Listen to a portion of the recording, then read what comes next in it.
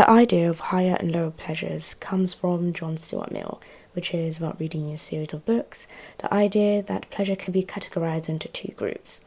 Higher pleasures being more mentally, spiritually stimulating, such as reading a book, and lower pleasures being more physical, instant gratification, such as eating or having sex. Competent judges, those who both experience higher and lower pleasures, to Mill will always choose higher pleasures, with the argument being that it's better to be a human being dissatisfied than a pig satisfied. It is better to be Socrates dissatisfied than it is to be a fool satisfied.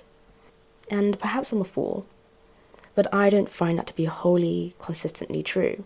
For example, someone to sit down and ask me, would I rather read a book or devour a tiramisu? The utilitarianism argument here is that by pursuing higher pleasures, you are pursuing happiness, which is preferred over being content. Or is it? And in my understanding, happiness to me is a fleeting emotion, sort of like sadness. It's quite dramatic, expressive, and it never really lasts. So I always strive for contentment. I don't strive for happiness. I don't chase happiness. I guess not in a direct way.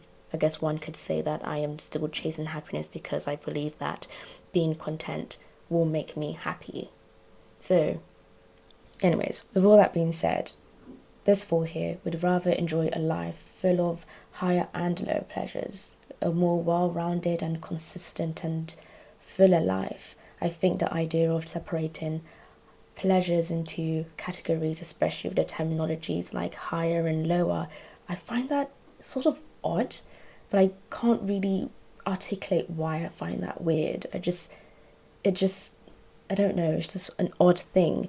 Although I do understand the concept and the idea that's being portrayed. I think a life full of higher pleasures will be quite exhausting.